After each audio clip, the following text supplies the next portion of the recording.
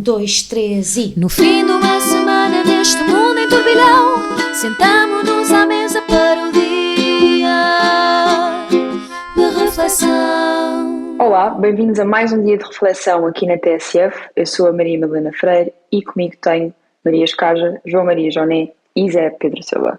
Olá, meus caros, como estão? Está tudo bem com todos? Bom dia. Muito bem. Quer dizer, quando as ótimo. pessoas estiverem a ouvir isto já não é bom dia, boa tarde. É isso, boa tarde. vocês Não é dizem boa bom dia noite? às 10 da noite. Pois é, não sei porque... Pois é, boa noite. Senhores ouvintes, boa noite. Eu acho que não digo bom dia, portanto eu acho que não induzo em erro, mas eu percebo. Para nós é matinal. É que há tantos franceses em Lisboa que uma pessoa começa a ganhar os hábitos deles, tipo dizer bonjour todo o dia. Sim. É mais ou menos a mesma coisa. O meu bom dia a partir de agora é assim, é como os franceses. Vamos então ao café. Expresso abatanado, curto cheio ou pingado, duplo com cheirinho, sem princípios caldadinho. Soube-se há umas semanas que Nicole Kidman fez um pedido de residência em Portugal e esteve na AIMA da Fontes Pereira de Mel em Lisboa durante 45 minutos. Eu gosto muito deste detalhe. Vou ler o seguinte excerto do Expresso, do Jornal Expresso. O Expresso sabe que a marcação estava agendada para as 4h30, eu adoro estes detalhes também, e que a atriz esteve no local durante cerca de 45 minutos, acompanhada por representantes do escritório de advogados. O balcão não esteve fechado para receber. Àquela hora estavam no local mais 2 ou 3 pessoas a serem atendidas. Segundo a SIC Notícias, Kidman estava interessada na compra de uma moradia de luxo entre Melide e a Comporta, e a casa faz parte daquelas coisas do Costa Terra Golf and Ocean Club, um empreendimento com 300 moradias, com, como diz o nome, campo de golfe, beach club e um centro equestre e um wellness center também. Pronto, o idealista coloca os preços destas moradias ou destas casinhas a começar nos 4 milhões, portanto casinhas de 4 milhões. E a Maria, eu queria te perguntar se preferias que Nicole Kidman não viesse especular mais Portugal, especialmente uma zona com vários tópicos sensíveis a abordar, desde logo a privatização, entre aspas, das praias, ou preferias que viesse outra estrela de Hollywood que te calhasse? Pronto, que gostasses mais. Eu vou-te explicar, há muito poucas estrelas de Hollywood que eu gosto mais do que a Nicole Kidman. A Nicole Kidman é das minhas atrizes preferidas há 20 anos. Então este é um assunto muito sensível para mim, porque sabemos todos que eu sou contra a especulação imobiliária e que eu acho que as pessoas têm todos os mesmos direitos e que o imigrante rico não tem mais direitos que um imigrante que não seja rico e não seja milionário. Ai, filha, por outro lado, se me aparecesse a Nicole Kidman a pedir coisas, eu também lhe dava tudo. O que é que ela quer? Quer a minha casa? Quer o meu primogénito? Eu dou-lhe tudo, eu dou-lhe o que ela quiser. A Nicole Kidman é um tema muito sensível para mim porque... Mas o nível de amor está mesmo longe, então. eu Portanto, casava. Se ela aparecesse aqui e dissesse, Maria, vamos casar, eu casava. Se ela Zé Pedro, dissesse só, Maria, vamos... Não sei, eu tenho uma grande paixão por ela, não posso negar. Portanto, isto é um tema muito sensível. E assim, olha, de todos os imigrantes a quem já vendemos bocados do país, ao menos esta é a Nicole Kidman. Pronto, olha, que é que não posso negar o meu amor por esta mulher. E não Zé posso Pedro, negar que se algum dia, desculpa, vou-me calar. não, diz lá. Ia dizer, não posso negar que se algum dia me cruzar com ela, eu vou ter uma ordem vou acabar a ter uma ordem de restrição. A Nicole, o desfecho esta história começa com a Nicole Kidman passa 45 minutos na AIMA e vai acabar com a Nicole Kidman pede ordem de restrição contra a deputada municipal em Lisboa, porque vai ser este o meu futuro. Na esquadra do Largo do Rata, pedir uma ordem de restrição. Tão perto, gostava tanto. Zé Pedro, também Enquanto a ordem de restrição é deixa-me- emitida e não emitida. a opção já está demais. Deixa-me perguntar ao Zé Pedro se a opção dele também é igual. Eu acho que não vai ser. Acho que ele não casava, pronto, pelo menos. Mas queria também perguntar, o que é que achas que é assim tão atrativo em Portugal para estas celebridades internacionais? E não esqueçamos que há pouco tempo, no mesmo sítio, acho eu, Max Verstappen, campeão de Fórmula 1, foi encurralado por um Paulo Núncio do CDS. E eu pergunto também, seria motivo suficiente para os demover de cá vir, que é o Paulo não estar à espera deles nos sítios? Essa é boa, sim. Eu por acaso também ia referir isso do Max Verstappen e do azar dele de se ter cruzado com o Paulo Núncio no parque de estacionamento, quer dizer, ninguém merece. Mas tu sabes, olha, curiosamente eu estou aqui relativamente perto, estou no Torrão, em Alcácer do Sal, e ainda hoje vou passar pelo Carvalhal, portanto por essa zona toda, dessa malta toda. E eu acho encantador que eles optem por vir para cá e comprem casas caríssimas e repara, a zona, que em termos de natureza é lindíssima, a partir compram casas de 4 milhões e a partir das 7 da tarde têm que estar todos enfiados em casa, são comidos pelos mosquitos. Ahm, Aquilo é, quando é o luxo que fusca, é uma coisa inacreditável de mosquitos. Eu penso sempre, pá, mas quem é que investe 4 ou 5 milhões numa casa que a partir de uma certa hora têm que se enfiar no bunker porque estão em um ataque de mosquitos? Só que para nós é ótimo. Porquê que para nós é ótimo para o país? Porque isto rende em impostos uma aldravidade. Quer dizer, portanto, é um negócio chorudo. As pessoas estão todas muito preocupadas. Os acessos às praias que eu defendo, de facto, também sejam sempre, nesse aspecto, o nosso país tem uma política que é de facto exemplar. As praias têm que estar abertas, ponto final parágrafo, nem sequer há concessões. O acesso tem que ser, e tem que ser fácil, facilitado, não é dar a volta, não, tem que se poder passar com as cancelas, tudo isso. Agora, estes investimentos e esta malta de ir para cá, para nós é ótimo, rende imenso em impostos. A Nicole Kidman teve 45 minutos na água, felizmente não deu à costa num barco como aqueles no Algarve, portanto deve ter vindo de avião, já é uma parte boa. Vai comprar a casa, depois gasta imenso dinheiro ali, para nós é ótimo. Eu não sou nada contra, eu não compraria ali, por esta razão, porque aquela mosquitagem toda, se bem que para Melides começa a ser mais calmo. Também não compartilhas em lado nenhum, não mintas aos ouvintes. Sim, de facto o imobiliário não é a minha cena, mas isso tens razão, mas ali especificamente, e como digo, Melides é um pouco mais, não tem o mesmo problema que tem a Comporta, atenção, temos que ser rigorosos nesse aspecto. O problema é o dos arrodeios todos. Mas o Costa Terra está ali numa zona que eu penso que ainda é afetado. Mas seja como for, insisto, o meu ponto é este: venham todos, tornem aqui a guita, por amor de Deus, que para nós é ótimo. Venham até mais, já não tenho nada contra. O problema, como tu sabes, não é só a falta de guita, ou a guita que vamos receber, é depois o que é que se faz com essa guita, como é que se gera essa Olha, guita. eu vou só dizer uma coisa, que é a minha experiência, porque eu vou para aquela zona há muitos anos. Apesar de ter este problema com os mosquitos, vou para aquela zona há décadas. E o que é que acontece? Aquilo estava completamente, aquilo não era nada.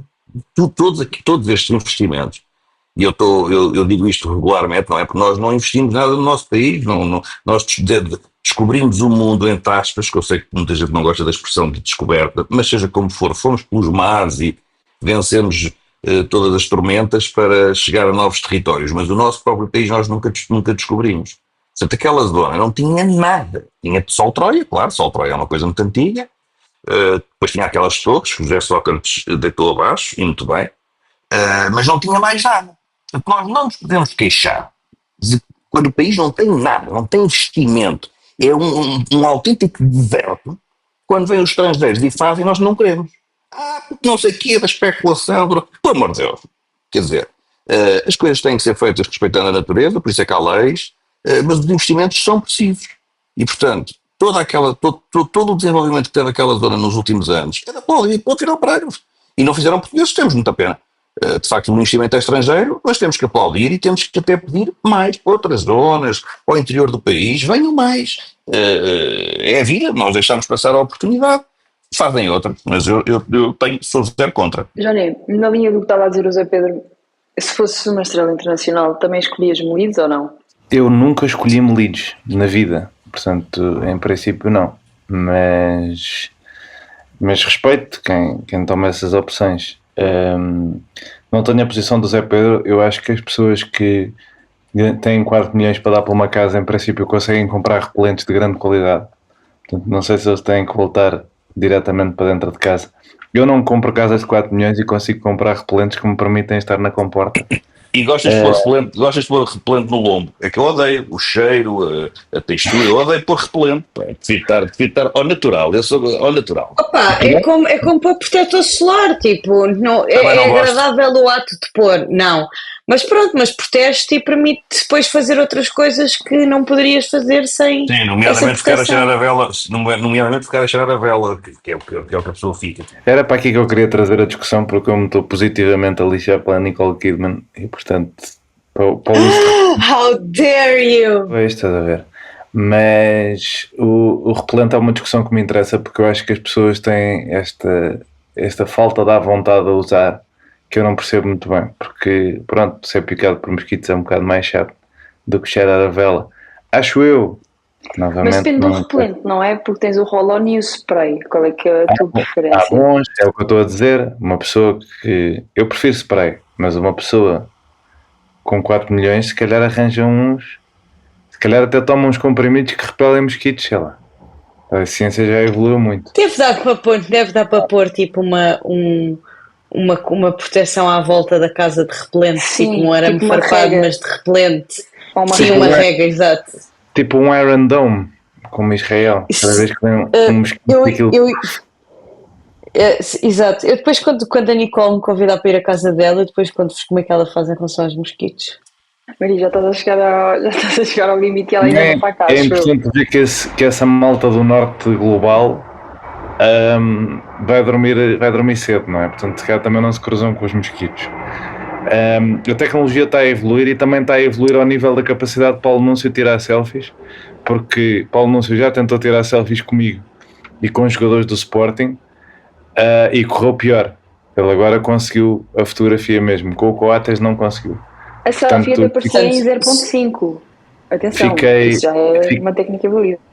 Fiquei contente com essa evolução tecnológica também de Paulo Núncio e De subscrevo no onde se geral. deduz, Do de quê? onde se deduz que tu tens mais sorte na vida do que Max Verstappen. Porquê? Porque a fotografia contigo não correu bem e o Verstappen estará para sempre imortalizado numa selfie com Paulo Núncio. Mas a minha também, até há um sticker disso, só que é dele a tirar. Mas a tirar e a falhar, infelizmente. Mas onde é que eu queria chegar com este assunto? Nada, daí queria subscrever a opinião do meu amigo Zé Pedro, que acho muito bem que as pessoas vão viver para a comporta, porque eu não lhes invejo a sorte. E gastem lá dinheiro e tal. E sou a favor. Subscrevo na totalidade a opinião do meu amigo Zé Pedro. Enquanto o Paulo Núncio evolui na sua técnica fotográfica, nós vamos à reflexão. Vamos refletir. Começamos com um tema nacional, a Lei dos Estrangeiros. Marcelo Rebelo de Sousa, o nosso ainda Presidente da República, vetou a Lei dos Estrangeiros após as inconstitucionalidades reconhecidas pelo Tribunal Constitucional. O diploma já foi devolvido ao Parlamento, acho que ontem ou anteontem, que é um procedimento normal, e a decisão do TC teve origem num pedido do Presidente da República de fiscalização preventiva de 7 normas, acho eu, deste decreto. O primeiro-ministro português, Luís Montenegro, garantiu na semana passada que o governo não vai desistir do objetivo de regular a imigração. Ainda na política nacional, sabe-se agora que o anteprojeto da reforma laboral apresentado pelo governo também há umas semanas, acho que ainda no fim de julho, alarga às pequenas e médias empresas o regime simplificado de despedimentos por justa causa, que já estava em vigor para aquelas que têm menos de 10 trabalhadores. Neste regime, o patrão fica um pouco dispensado de fazer prova dos factos que imputa ao trabalhador.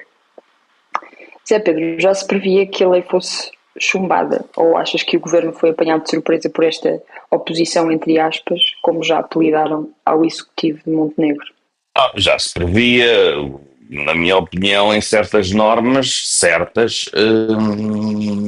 creio que até houve uma negligência consciente, ou seja, quase que estavam à espera desse desfecho. Refiro-me neste caso mais relativamente à norma da exclusividade da Assembleia da República, que essa parece um bocado evidente, não é? É uma matéria jurídica, não é? Há aqui normas que são, de facto, e eu aí concordo, mais do campo da interpretação. E o direito, na minha modesta opinião, quanto mais exato for, melhor. Mas há uma parte que é de interpretação, claro, das normas, do espírito do legislador, que fez a Constituição, e é aí que entram todos aqueles debates, se é uma posição ideológica ou não, E aí, claro que nós podemos ter uma opinião, mas não podemos ter uma certeza. No caso da autorização legislativa, neste caso por portaria do governo, a questão de obrigar os imigrantes a dar provas de conhecimentos vastos sobre o país, aí já me parece que é evidente que o governo estava a pensar num chumbo, porque é uma matéria jurídica que toda a gente percebe. Aliás, eu até acho uma certa graça, quando estamos aqui a falar da necessidade de obrigar os imigrantes a darem provas de conhecimento da cultura portuguesa e do país e tudo isso, e quando o próprio governo parece que tem que dar provas, e os partidos que o apoiam têm que dar provas também do conhecimento da legislação portuguesa e dos princípios de direito mais básicos. Eu acho que é curioso, porque esta questão da exclusividade, não é? Da legislação, neste caso por parte do Parlamento, é relativamente básico. Isto é primeiro ano, isto é introdução ao direito quase. E, portanto, dá-me vontade de dizer, olha, o governo que quer obrigar os imigrantes a dar provas de conhecimentos do país, e eu concordo com esta ideia, atenção, concordo com a necessidade de haver um conhecimento, pode não ser um momento em que chegam, mas, por exemplo, relativamente à língua portuguesa, têm que dar provas de conhecimento da língua. Nós temos esta coisa absolutamente ridícula de pessoas que estão cá a viver e a trabalhar e que não falam uma palavra de português. Isto não pode acontecer, na minha opinião. Tem que haver aqui e o próprio Estado até pode apoiar na aprendizagem, na pedagogia, seja o que for, mas isto tem que acontecer, pessoas que conduzem os automóveis que refiro. Mas porque para ti tem que acontecer? Só para eu perceber esse ponto de vista. Porque sim, a resposta tem que ser mais simples quanto isto. Há uma língua oficial em Portugal e, portanto, um cidadão português tem que falar a língua oficial e de outro país também, é a minha opinião. E não vou mudar, não tenho a menor das dúvidas que um cidadão nacional tem que ter conhecimentos de língua. Mas a questão é que, mas o meu ponto não era esse, o meu ponto é que o governo parece que também tem que dar conhecimentos, dar provas de conhecimento do direito mais básico. E, portanto, há aqui uma outra norma que me parecia já feita para chumbar. E que era impossível o governo não ter uma convicção muito forte de que aquilo não passaria e que o Presidente da República, que calha ser um constitucionalista e bastante competente, se o Presidente da República já fosse o Almirante Gouveia Melo ou o Dr. Luís Marques Mendes, eu até percebia, sendo Marcelo Rebelo de Sousa um homem do direito, é evidente que aquelas normas tinham que ir ao Tribunal Constitucional, para mim parece evidente, e estas mais jurídicas não passavam, e nem sequer pode ter discussão sobre isso. Depois, para acabar aqui de vender o meu peixe, só acho engraçado a direita portuguesa, a direita, neste caso refiro-me particularmente à católica, àquela que defende os princípios da Igreja e sobretudo aquela que é a maneira da doutrina social da Igreja. Acho muito curioso que quando há aqui um chumbo de normas por via da questão da dignidade humana, que está prevista na nossa Constituição, acho incrível que venham dizer que o Tribunal Constitucional está a fazer favores à esquerda e tudo isso. Acho incrível. Acho os João Almeida, os denúncios, tudo isso. Olha, já nem falta também do Chega, com certeza que também podíamos ir por aí, que também usam a religião apenas para ganhar votos, não cumprem qualquer tipo dos princípios mais cristãos. É para esquecer. Eu ouço e leio-os e acho incrível que não fazem a mínima ideia da própria ideologia que defendem, do Renovaram, do Concílio Vaticano II, portanto estão-se a borrifar para a questão da família, estão-se a borrifar para a questão da dignidade da pessoa humana, aliás, que é a referência da doutrina social da Igreja, a borrifar completamente. E acham que se pode mandar vir o pai ou a mãe, não, pode vir a criança, mas não pode vir o pai ou a mãe. Portanto, a separar famílias, isto para mim é um absurdo, é uma estupidez. E depois vêm todos a dizer, estão a fazer favores à esquerda, temos que acabar com o Tribunal Constitucional, ou então refrescar a Constituição, não é refrescar. Eu olho para aquilo e digo, estás mesmo no verão, até queres refrescar a Constituição. Diz? Estás mesmo no verão, tu até queres refrescar a Constituição. Eu quero refrescar, que eu estou eu já disse há pouco, eu estou no torrão, e no torrão a esta hora estão cerca de 90 e tal graus centígrados, é uma coisa inacreditável, eu estou completamente a derreter. Mas querem rever a Constituição. Diz? Não sei se queria essa imagem. mas querem rever a Constituição, porque isto é tudo descardoso e não sei o que mais. Dá-me uma vontade de rir. Eu acho que há aqui a parte do Tribunal Constitucional que invoca a questão da dignidade humana e a proteção da família. Como princípio, estou completamente de acordo, porque esse é o espírito da Constituição.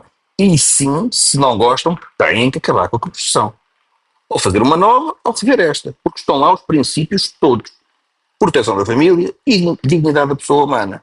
Isto é muito cristão, cuidado. E está completamente na doutrina social da Igreja. Não, isto não é nada de esquerda. Apesar da esquerda também poder defender, atenção, não estou a dizer que não pode defender. Agora, vir o João Almeida e os Núncios e os Venturas dizer que isto é tudo de esquerda é absolutamente ridículo. Portanto, de acordo com a conclusão do Tribunal Constitucional, as normas foram violadas, o princípio do legislador e, neste caso, da Constituinte não está nesta lei.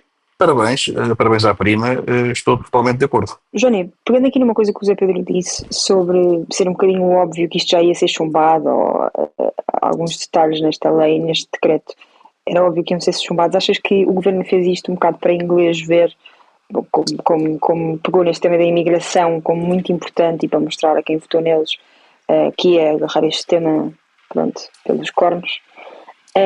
Achas que isto é um bocadinho para comprar tempo para ajustarem melhor aquilo que querem fazer disto? Então já se previa este chumbo por parte do governo?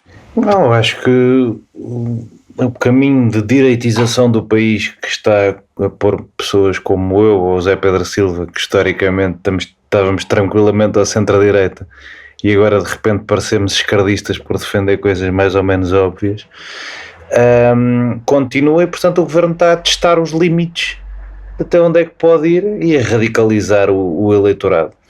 Esta conversa agora de que o Presidente da República faz oposição política e que o Presidente da República é um esquerdista, Presidente da República, que ainda seria uma pessoa mais à direita do que eu e Zé Pedro Silva há 10 anos, e acho que ainda é, mas para esta gente já é um perigoso esquerdista porque estas pessoas são de extrema-direita, e eu acho que não há grandes dúvidas em dizer isso sobre o Chega. Há cada vez menos dúvidas em dizer que por falta de coluna vertebral e por vontade de dizer o que parece que está na moda, também muitos ministros do PSD estão a ir pelo mesmo caminho. É uma pena, mas não, ou seja, é daquelas coisas que as pessoas vão dizer, agora é tudo extrema-direita. Não, há uma radicalização da direita que a figura de Marcelo Rebelo de Sousa até permite mapear bastante bem, não é? Marcelo Rebelo de Sousa é a pessoa que lidera o movimento para o PSD se direitizar nos anos 80. É a pessoa que, enquanto líder nos anos 90, muda o PSD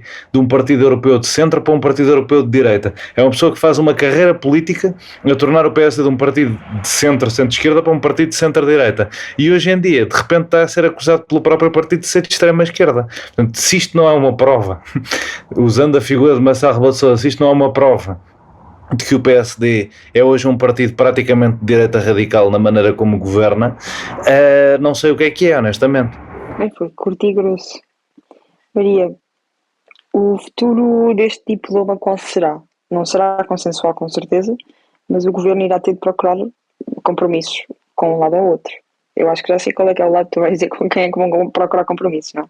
Eu gostava que eles procurassem compromissos, aliás eu disse isto desde o início, que ficaria um pouco mais descansada se o governo procurasse compromissos ao centro, nomeadamente com o PS, que seria uma possibilidade, mas não os vejo com grande vontade de o fazer, não é? O governo, como diz o Johnny, está a pender para a direita mais radical, e pode ser uma tentativa de roubar votos ao Chega ou de recuperar parte desse eleitorado, mas lá está, há quem faça, se é para ser de extrema direita, há quem o faça muito melhor que Luís Montenegro, e por outro lado, fiquei contente com este jogo do Tribunal Constitucional, já se esperava, mas nunca se sabe.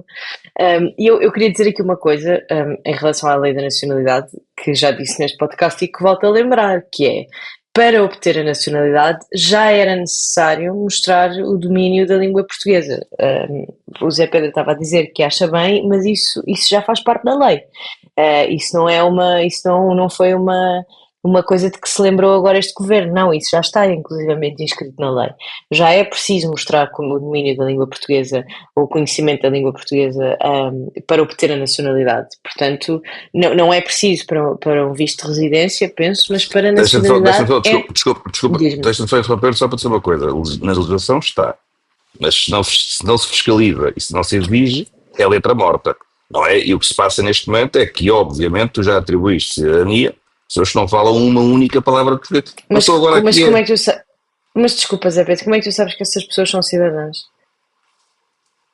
Vá, tu tens um número elevado de pessoas que não falam e que conduzem e trabalham e tudo isso e que não falam uma língua Mas portuguesa. conduzir e trabalhar não significa ser cidadão. Não, Significa mas ter autorização de residência e de trabalho, certo, não quer dizer que não sejam é, não, mas não é, cidadãos. isso, não é certo, tudo bem. O que eu te digo é que a legislação que foi criada e que existe sim tudo isso, não há nenhum tipo de, e é uma política da governo, não há nenhum tipo de fiscalização.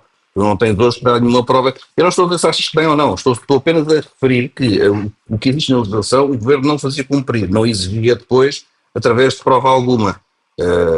Sendo certo que isto não está nada nas normas constitucionais que agora foram chumbadas, atenção. Mas estou aqui a dizer que esse ponto existe na legislação, sim, mas não era fiscalizado, toda a gente sabe isso, não é? Então, mas aí a questão, não sei se toda a gente sabe isso, eu não tenho a certeza disso.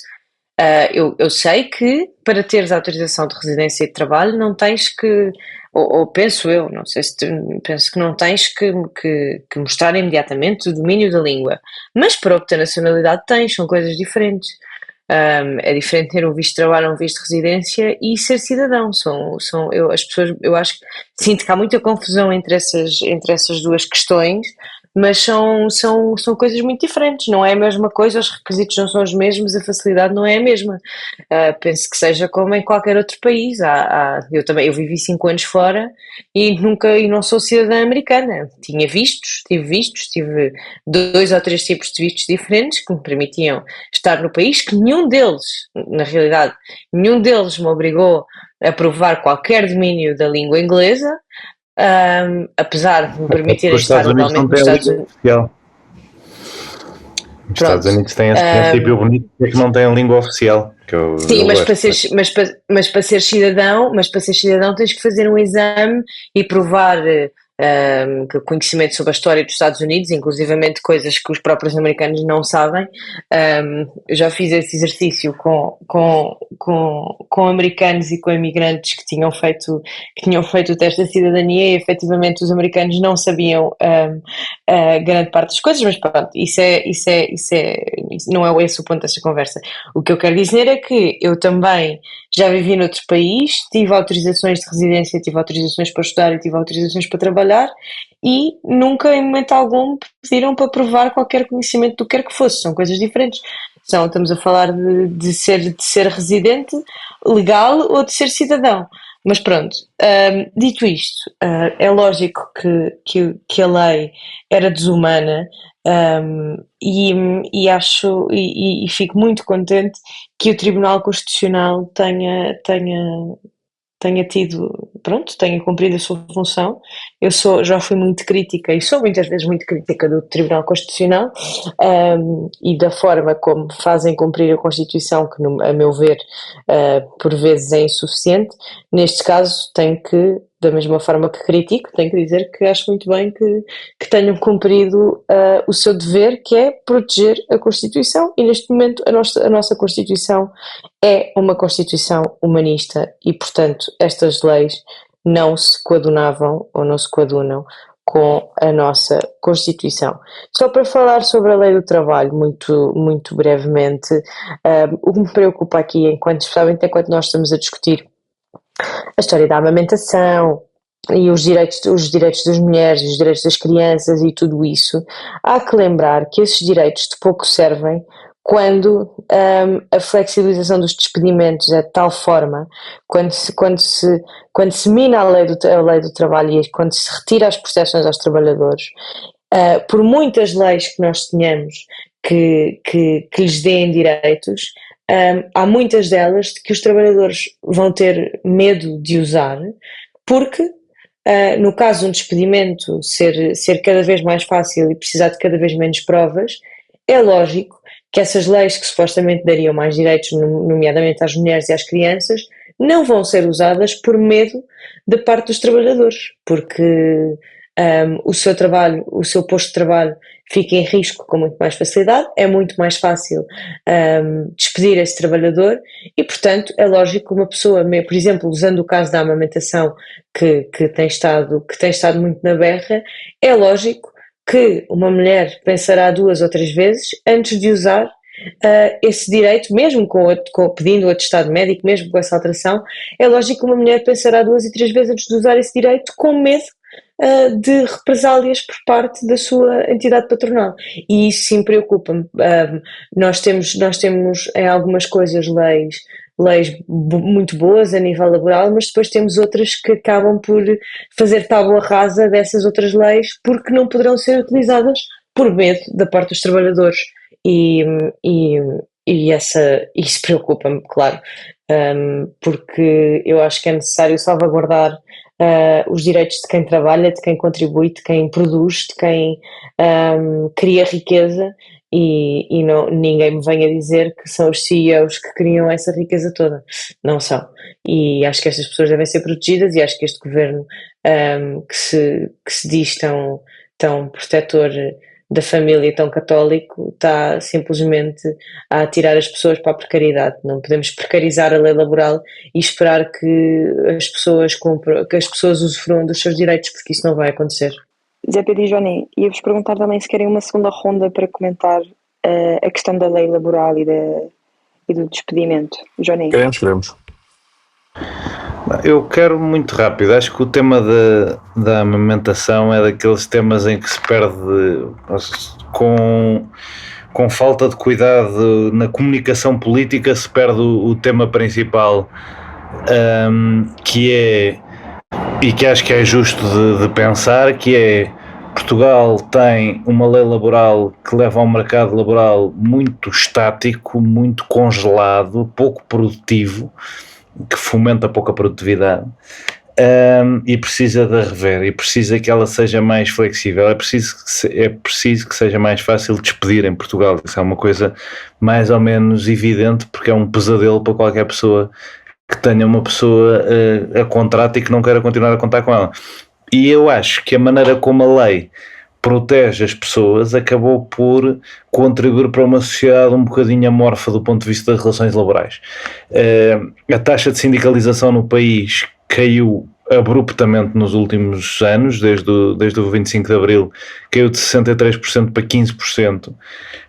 Isso não é por acaso, é porque as pessoas não precisam de agir civicamente porque já há uma lei que as impede de serem afetadas pelo que é que seja. Eu acho que isso é a maneira errada de funcionar. Sou mais adepto do modelo dos países nórdicos, em que há muita sindicalização, em que há muita flexibilidade laboral, mas também há muita segurança para quem é despedido. Acho que nesta reforma da lei laboral falta um bocadinho de conversa sobre a parte da segurança e conversa sobre a parte da sindicalização, porque é uma lei laboral feita dogmaticamente à direita, sem grande tentativa de construir um modelo alternativo construtivo. É só esta nova maneira de governar à direita, que é governar para provocar a esquerda acima de tudo e comunicar para provocar a esquerda acima de tudo e não para construir uma solução alternativa. Mas acho que havia, e o PSD, que não tem nada de social-democrata, mas tem social-democrata no nome, podia pensar nesse modelo de flexi e segurança nórdica. Era uma coisa relativamente rápida que eu queria dizer, mas acho que isto é importante. Zé Pedro, a tua segunda ronda? Olha, agora ficou um bocado inútil, porque subscrevo o que o Johnny disse, é um bocado isso, ou seja, eu só tenho pena que este debate tenha sido misturado com aquelas teorias sobre a alimentação e sobre os abusos, em que eu acho que aí a ministra perde um bocado, enfim, se sai para fora de pé, claramente, perde um bocado de força, porque atribuir ou tentar, falámos disso no episódio passado, quer dizer, não é só a questão a partir dos 2 anos que eu percebo que se coloca um teto. A questão é muito simples, a questão é que lançou uma suspeita sobre todas as mulheres que optam por amamentar até mais tarde e usufruir do direito de sair mais cedo com esse objetivo, porque a senhora ministra vive em Lisboa, deve estar a 10 minutos do ministério, tem motorista, tem uma vida facilitada, mas as senhoras que estão a amamentar não, moram fora de Lisboa, demoram 2 horas de autocarros, portanto quando ela pensa que pode dar de mamar de manhã e dar de mamar à tarde, esquece que as pessoas saem às 6 da manhã e voltam às 9 da noite. e uma ministra da Solidariedade e da Segurança Social não ter esta noção, não ter a noção que as vidas de outras pessoas não são tão boas quanto a dela e tão fáceis, de facto é triste, não é? Quer dizer, se fosse o Ministro da Agricultura ou o Ministro da Economia, agora a Ministra do Trabalho, da Solidariedade e da Segurança Social não ter esta noção é triste. Bom, e perdeu um bocado de força com aqueles comentários. Agora, relativamente à questão da necessidade de mais flexibilização, para mim é evidente, de facto, nós não podemos, nós temos um sistema muito rígido, não é nada amigo do trabalhador, nada, zero amigo do trabalhador, e é pena que os sindicatos estejam, muitos deles, hoje em dia vai havendo, já se encontram algumas experiências mais positivas, mas os sindicatos historicamente estavam sequestrados por partidos políticos, e portanto tinham uma lógica mais de política e menos de defesa de facto do trabalhador, e isso contribuiu muito para estas políticas. Agora, nós não temos proteção nenhuma. O que é que nós vimos nos últimos anos? Vimos os falsos recibos verdes, vimos empresas de trabalho temporário. Quem é que são os maiores empregadores neste país? É empresas de trabalho temporário. No top 10 estão 2 ou 3 de trabalho temporário. E eu pergunto-me, isto está bem? As pessoas estão satisfeitas com isto? Queremos ainda mais rigidez no mercado, na lei laboral? É de doidos. Porque é evidente que com mais rigidez as empresas têm dificuldade em contratar e não dão contrato a ninguém. Porquê? Porque eu contrato um imbecil que não faz a puta de um corno, um incompetente, e tem que ficar com ele agagado para o resto da vida. Quer dizer, as pessoas têm que ter... A empresa, se tem um trabalhador que é um imbecil ou um incompetente, tem que o pôr na rua, ponto final parágrafo. Quer dizer, não há sequer discussão sobre isto. Por uma razão simples, porque se não houver esta facilidade, as empresas não contratam, ou contratam o medo, ou vão buscar as empresas de trabalho temporário. E eu pergunto-me, as pessoas gostam desse sistema, acham que é bom? Portanto, o governo, é pena que não se tenha concentrado mais nesta parte, que eu acho que tem uma ampla adesão popular e as pessoas concordam com esta necessidade, ter confundido tudo e questões dos horários da amamentação e tudo isso, parece-me que é prejudicial. Agora, total apoio à necessidade de haver um debate amplo sobre a necessidade de flexibilizar a legislação laboral, nomeadamente, e tem que se dizer com toda a frontalidade, na questão dos despedimentos. Porque esta flexibilização dá mais emprego, gera mais contratação, as empresas têm mais facilidade. E as empresas, quando crescem, precisam de trabalhadores. Aquela ideia de que o patrão vai despedir, as empresas, temos agora, claro, a ameaça da inteligência artificial, mas isso é uma discussão dos países todos, quer dizer, é uma discussão mundial. Tivemos aqui o caso agora da Altice, despediu 1000 pessoas, e de facto os países têm que enfrentar esse problema. Agora, a questão é, nós temos que facilitar a contratação. E para facilitar a contratação é preciso que uma empresa, quando contrata uma pessoa, não fique agarrada a essa pessoa para sempre e que não a possa despedir por nada nesse mundo. Porque eu insisto, o que vai acontecer nesse sistema rígido é precariedade. Porque todos vão arranjar estratagemas, falsos recibos verdes, trabalho temporário, contratos a prazo, vai-se arranjar sempre esquemas para não contratar a pessoa, porque é um risco. E temos que eliminar esse risco. Passamos agora ao tema internacional, nomeadamente dos Estados Unidos. Donald Trump, o presidente deste belíssimo, entre aspas, país, anunciou esta segunda-feira o envio de 800 militares da Guarda Nacional para Washington, D.C. e a transição da política da capital para o controle federal. Justificou esta medida com a necessidade de conter uma alegada onda de criminalidade, embora os dados mostrem que em 2024 a criminalidade violenta atingiu o valor mais baixo das últimas 3 décadas. Nesta mesma conferência de imprensa, Trump voltou a confundir-se, mudou de tema rapidamente e disse: "Sabem, vou ver Putin, vou à Rússia na sexta-feira", e disse ainda: "Não gosto de estar aqui a falar sobre o quão insegura, suja e repugnante é esta outrora bela capital."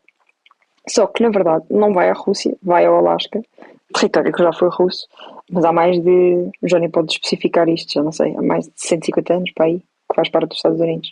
Donald Trump não terá convidado Zelensky para participar neste encontro, e o presidente norte-americano continua a insistir que a Ucrânia vai ter de ceder território se quiser avançar com o processo de paz. Maria, ao sugerir isto sobre a Ucrânia, que deve ceder território para alcançar a paz, achas que o Trump está a propor uma solução pragmática ou um bocadinho a legitimar a ocupação russa? E também, se quiseres, algum comentário sobre isto da polícia e do controle federal em Washington, D.C. Eu acho que o Trump está a tentar satisfazer as vontades do seu amigo Putin, que diz desde o início que não terminará a guerra sem territórios, mas quer dizer, já ninguém acredita que será o Trump a resolver a guerra da Ucrânia. Nunca, eu não sei se algum dia alguém acreditou, mas quer dizer, o Trump está sempre a dar prazos a Putin e a Zelensky para acabarem a guerra, e esses prazos estão sempre, como seria expectável, a não ser cumpridos, não é? Penso que ainda na semana passada um dos ultimatos acabou, que era tipo, tinha que ser até hoje, que a guerra tem que acabar até hoje, e claro que Putin não terminou guerra nenhuma. Desde o início que se percebeu que Trump estava com vontade de fazer as vontades, passando o pleonasmo, ao seu não será seu amigo, mas a pessoa que ele tanto admira, que é Vladimir Putin. Sempre soubemos desse fascínio de Trump por Putin. Diria que ele gostava de ser igual, e bem tenta sê-lo. Portanto, não me surpreende nada que o Trump continue com este discurso, porque é o discurso de Putin, é o que interessa a Putin, e Donald Trump também não está aqui para lhe fazer frente, como também não está aqui para fazer frente a Netanyahu, ou como o Trump não são esses os objetivos dele, nem é isso que lhe interessa. Em relação a Washington, eu vejo mais uma ação musculada de um governo que cada vez se prepara, que cada vez se torna menos democrático, e que cada vez mais se prepara para o ser ainda menos. Portanto, eu temo um pouco pelo futuro dos Estados Unidos, sendo que não acredito que Trump seja capaz de acabar com esta democracia na totalidade, mas que está a sofrer e que irá sofrer ainda mais, disso não tenho dúvidas. Johnny, declarações como "vou ver Putin na Rússia quando o destino é o Alasca", como estávamos a falar, devem ser lidas como lápis ocasionais, ou achas que já temos aqui um homem senil, como acusavam Biden no fim do seu mandato? Eu sempre disse que era mais provável que Donald Trump estivesse senil no primeiro mandato do que Joe Biden estivesse senil neste segundo em que eu estou a falar. Seja por ouvi-los aos dois a falar, seja por conhecer os hábitos de cada um. Não quero, apesar disso, entrar nesse tipo de considerações. Só acho que há acima de tudo, havia muito mais especulação mediática sobre um do que sobre outro, e eu, quando vi esta conferência de imprensa em que Donald Trump experimenta nacionalizar chamar tropas nacionais para guardar uma capital, e começa a abrir espaço para fazer isso noutras cidades, portanto uma tentativa de ver até onde é que vai o seu poder autoritário sem que ninguém o questione. Quando vemos Donald Trump a fazer isso, vemos jornalistas a tirar selfies na sala oval, todos contentes, a dizer vai ser muito entusiasmante esta conferência de imprensa. Portanto, acho que a imprensa se aborrecia com Biden e, portanto, decidiu agarrar a história da senilidade com toda a força, porque era chato o trabalho deles. Tinham um governo competente, previsível, sem fugas de informação, sem estupidezes a cada 2 segundos, e coitadinhos, eles também precisam de se divertir no trabalho deles, não pode ser só terem que estudar dossiês e estarem informados. Portanto, agora estão contentes porque andaram a branquear um maluco fascista, e agora têm conferências de imprensa de maluco fascista e divertem-se imenso. Acho que a imprensa tradicional, tal como cá em Portugal, nos Estados Unidos, se pagar o preço de um regime autoritário e do fim da imprensa livre, vai ser daquelas que mereceu, pela maneira como se comporta. E, portanto, mais do que especular sobre como é que está Trump, só tenho a dizer que, por muito menos, como o Afonso Costa tinha essa frase para o Dom Carlos, não é? Por muito menos do que isto rolou em França no cadafalso a cabeça de Luís XIV, por muito menos do que isto rolou na praça pública a cabeça de Joe Biden. mas pronto, o trabalho deles era chato, coitadinhos, e eles precisam de se divertir. Ainda não percebemos como é que vai ser essa cimeira, se Zelensky vai, se não vai. Se calhar até vai ser na Rússia, se calhar Donald Trump vai oferecer o Alasca à Rússia. O nível de imprevisibilidade é sempre muito grande. Mas a verdade triste dos factos é que estamos perante um país em suicídio, e os países que podem ocupar o seu lugar estão muito menos próximos dos nossos valores e das nossas ideias, apesar do que se passa agora nos Estados Unidos. Portanto, é triste, deprimente de ver, tal como recomendo, mas é deprimente de ver a conferência de imprensa da nova procuradora de Washington, para o distrito de Washington, que é Jeanine Pirro, que era a apresentadora da Fox News, em que ela usa uma fantástica frase que eu acho que define a política nos nossos tempos, que é: eu não vos vou aborrecer com os factos. Acho que estamos assim e tenho pena que assim estejamos. Zé Pedro, achas que te sentirias aborrecido com os factos, neste caso, sendo hipoteticamente norte-americano? Isso sempre, os factos são uma coisa que é uma maçada, que é uma chatice tremenda, quer dizer, isso eu concordo plenamente, não me tragam factos. Agora, sobre isto mais a sério, repara, eu acho uma certa graça, porque nós temos a política americana está neste estado, que é o Donald Trump ganha as eleições dizendo que acabava com o resto em 24 horas. Ora, essas 24 horas já passaram. Depois tinha feito agora um ultimato até sexta-feira, do Vladimir Putin tinha até sexta-feira para parar com isto, um cessar-fogo. E o que é que acontece? Nada. Não aconteceu o que o presidente norte-americano solicitou, e então, depois, vencido este prazo, então, e que tal se fôssemos encontrar? Não fizeram como Nicole Kidman, não escolheram Molites, foram para o Alasca, que de facto tem aqui uma componente histórica muito interessante, de facto, em termos de, vamos lá chamar, troca de territórios, se quisermos. Anexações, neste caso pacíficas, não é?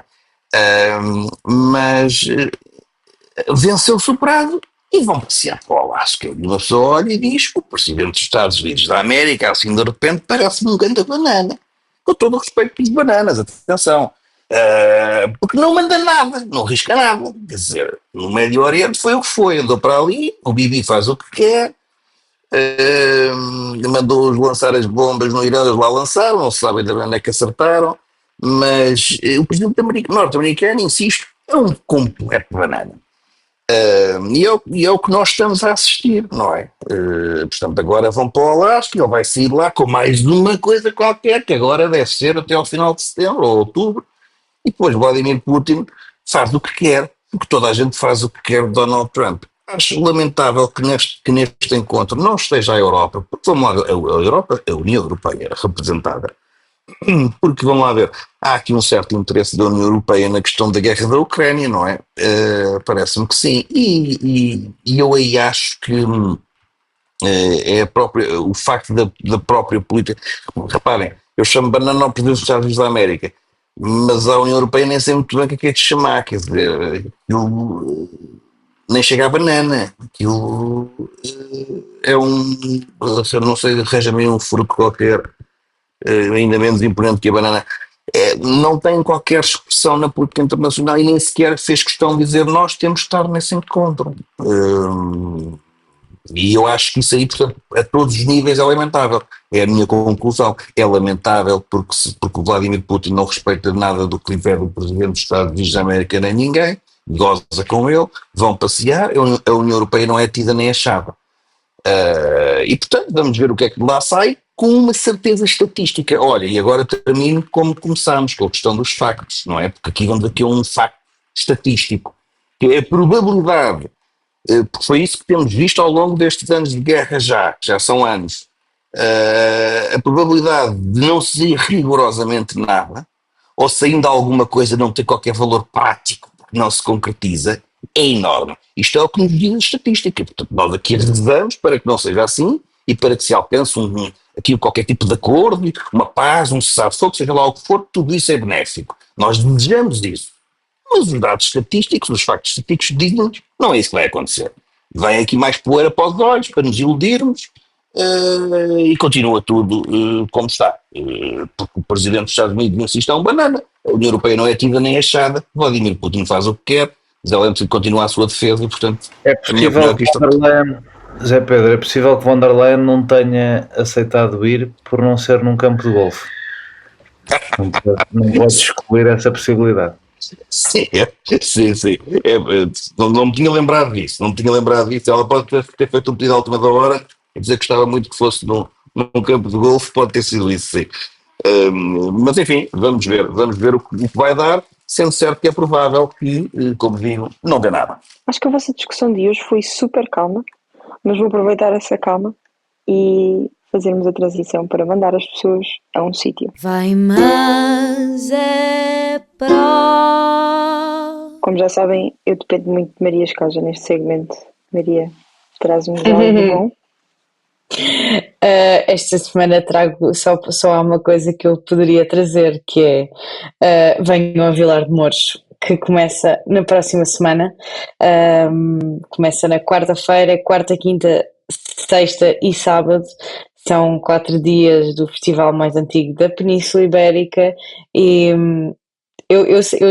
para mim é trabalho, é um facto, mas é também um festival do qual eu gosto muito e estou bastante entusiasmada e, portanto, convido toda a gente a juntar-se. Não precisam de pagar cervejas, vou estar a trabalhar, portanto podem ir sem a carga fiscal de me terem que me pagar cervejas, mas venham a Vilar de Mouros. O cartaz está bastante variado. Há Sex Pistols com Frank Carter, há Papa Roach, há The Weasel. Ainda falta anunciar 3 nomes, aliás, que deverão ser anunciados ainda esta semana e portanto venham a Vilar de Mouros porque é um festival especial e vale a pena. Sei que é longe, sei que é uma viagem, para muita gente é uma viagem comprida, mas é uma viagem que vale a pena. Zé Pedro, o que tens preparado para nós hoje? Olha, não tenho nada, estás a ver? Não tenho mesmo nada. Repara, nesta altura, em agosto, e sobretudo, tu a semana passada mandaste as pessoas à Ericeira para o final do mês, mas não só na Ericeira, um pouco por todo lado, começam agora as festas Das várias Nossas Senhoras. Das várias Nossas Senhoras, não é? Exatamente. Há imensas Nossas Senhoras. E portanto é isso, mando as pessoas de facto às festas porque não tenho mais nenhuma recomendação para fazer. Estou muito sobrevado com este calor, não consigo sequer pensar. Relativamente ao calor também temos, nós houve uma altura em que este podcast tinha uma espécie de boletim meteorológico, que era eu próprio que fazia, porque eu sou meteorologista amador, não se sabia, mas ficam a saber. E portanto as recomendações são também relativamente ao calor para as pessoas se protegerem, porque não é brincadeira nenhuma, mas ao final do dia e para as festas comer churros, farturas e divertirem-se imenso naquelas brincadeiras todas para lá. João Maria Johnny. Por acaso, como há festas em honra de Nossa Senhora e em Cascais há algumas, costuma haver uma procissão bonita na Bahia, eu posso recomendar isso, a minha avó gosta. Também posso recomendar, porque achei graça ao programa, eu esta semana estou um bocadinho preso a fechar aquelas coisas daqueles 780 dossiês que um gajo tem que apresentar a um tribunal para quando é candidato, mas posso propor isso, que é as pessoas dia 18 irem olhar para mim e entrar num tribunal, isso também é uma ideia. Mas acima de tudo achei graça quando estava a ver também vou entregar listas em tribunal, não é? Só tu. Eu não pude ir, eu não estava cá. Eu acho que ela estava a achar que era outra perspectiva. De repente estava aqui à procura de uma data de uma coisa que me esqueci de recomendar e perdi um pouco o fio à meada. Achei que era outra coisa, desculpa. Vai entregar listas, vai! Então, a Maria Escaja ainda por cima, que não recomendou o festival mais relevante que se passa nesta altura do ano, que é o Vodafone Paredes de Cor, ainda dá para recomendar porque começa quinta-feira. Recomendei a semana passada, se tivesses cá terias ouvido. Infelizmente não vou poder ir pela etapa porque tenho que entregar listas, mas o que eu achei mais engraçado quando estava a ver programação cultural esta semana em Cascais foi que nas festas da Malveira da Serra, que são umas belas festas que eu recomendo que vão decorrer até dia 15, no último dia, a seguir à missa e à procissão, vai haver DJ Kamala. E eu acho que isso é daquelas junções que só Portugal pode produzir e isso também é bonito. Portanto, se alguém quiser estar nesses dois eventos, acho que isso deve ter graça. Só para dizer, porque o Jornal estava a referir uma coisa, que um dia destes temos de falar sobre isso, porque um meu amigo mandatário da candidatura da Alexandra Leitão a Lisboa estava-me a contar no outro dia o procedimento, que eu fiquei completamente louco, por cada candidato é preciso a procuração do mandatário, o que ele me teve explicado das candidaturas, o processo burocrático que existe, a Eu camada posso de contar. papel. Não é? Tu agora sabes isso também. Quer dizer, a quantidade de papel que ele disse é uma coisa absolutamente louca. Portanto, também aí tem que haver uma reforma. Concordas, não concordas? Concordo, para já no processo de assinaturas, que é absurdo e leva a um desperdício de papel monstro. Até porque há uma coisa fantástica que é dar para assinar digitalmente e até é fácil, mas na maioria dos telemóveis não está, porque o site do governo funciona mal. Mas Não depois dá, ainda tive o mesmo também, sim, também tive o mesmo problema, não consegui assinar digitalmente. Pois, há isso, mas ainda há a questão do papel que é necessário para os candidatos, que é, por mais que tu tenhas as listas fechadas com muita antecedência, tens depois que recolher os termos de candidatura dos candidatos, organizá-los todos e para além desta coisa absurda que é que os candidatos independentes têm que ter as listas pensadas e fechadas antes de começarem a recolher assinaturas, dando tempo aos seus adversários para conhecerem as suas listas e para quem está no poder para ir condicionar pessoas até ao processo estar de facto entregue e a pessoa ser de facto um candidato protegido por lei. Portanto, tudo isto precisava de uma grande volta e eu certamente que vou querer falar sobre isso quando, tendo tido a experiência da perspectiva do utilizador, quando este processo estiver acabado, ou até antes. Temos de fazer isso. Malta, obrigada pelas vossas recomendações, obrigada a vocês que estão a ouvir por terem ouvido e vemo-nos para a semana, certamente. A mim Obrigado, não, adeus. mas até daqui a 15 dias. Até daqui a 15 dias, Maria Escaja. Adeus. Beijinhos. Obrigada, Tiago, também. Tchau. Beijinhos. Beijinhos. 1, 2, 3 e. No fim de uma semana neste mundo em turbilhão, sentamo-nos à mesa para o dia de reflexão.